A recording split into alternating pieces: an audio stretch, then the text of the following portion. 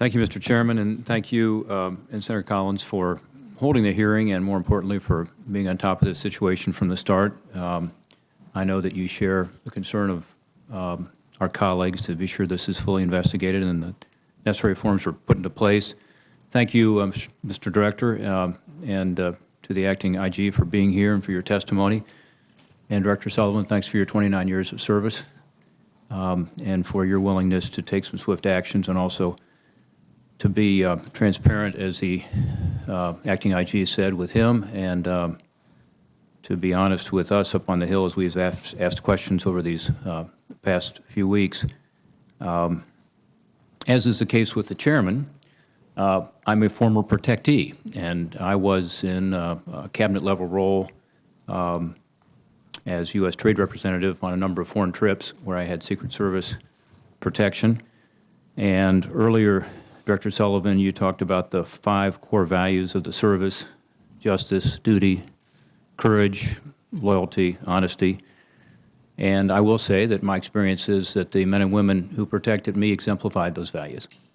And it's precisely because of my high regard for the character and professionalism of those men and women and for the importance of the service.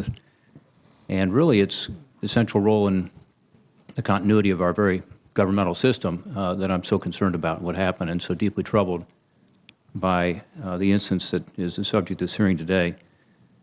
We all have a role to fully investigate this as a result, and we all have a role to be sure that this kind of risky and unprofessional behavior does not occur again by putting in place new protocols to try to restore the trust and confidence of the American people. So my questions are really about going forward, what do we do? Again, I think you took some appropriate, swift actions. I think it was appropriate to remove the Secret Service personnel from Colombia, as you did immediately.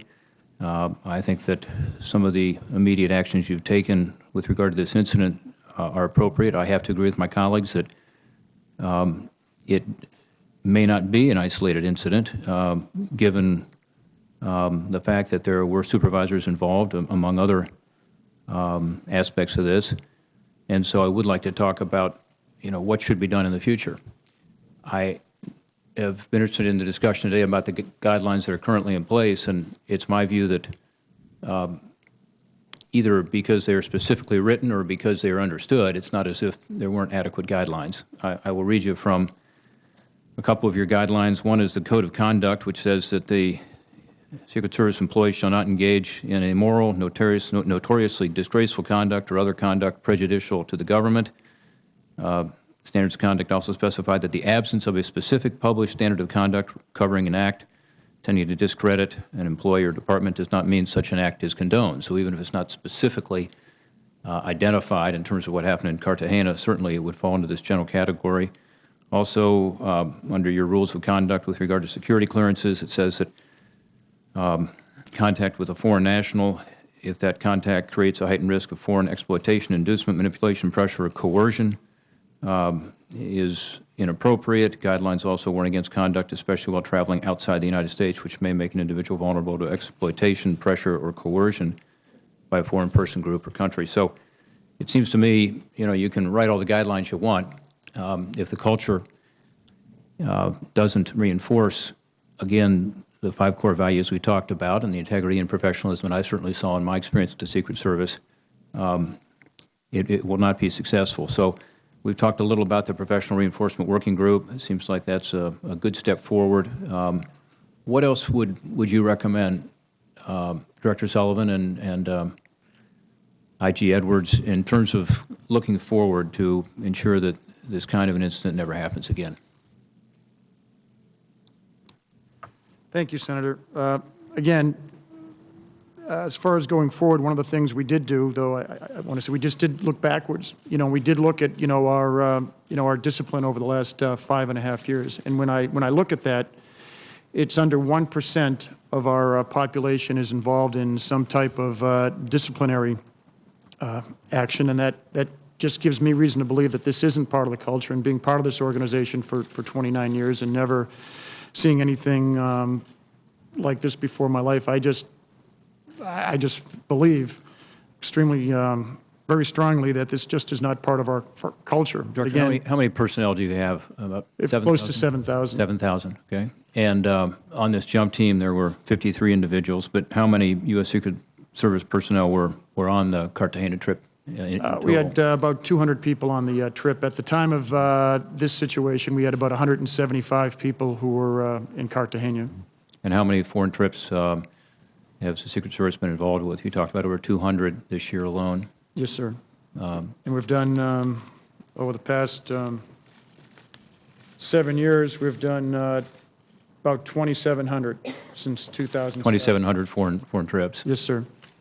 And this is this kind of an incident has not been reported before. No, sir.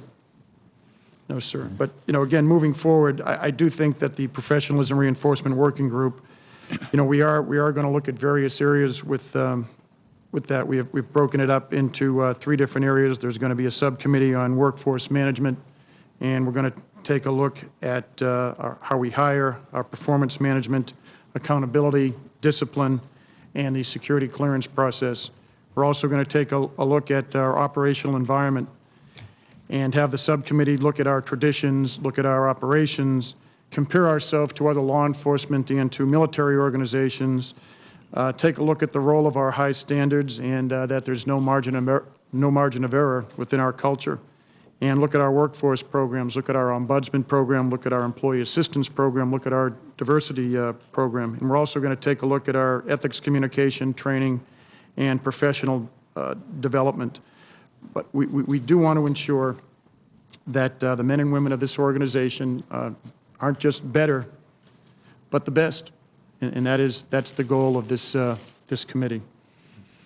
Well, thank you, Mr. Director. My time has now expired again. I appreciate your 29 years of distinguished service, and Mr. Edwards, appreciate the way you've worked seamlessly with the Secret Service. I know you have a lot of other responsibilities, the Department of Homeland Security, including other law enforcement responsibilities. I'm sure some of the best practices there are also helpful, as the Director has said, and part of this review.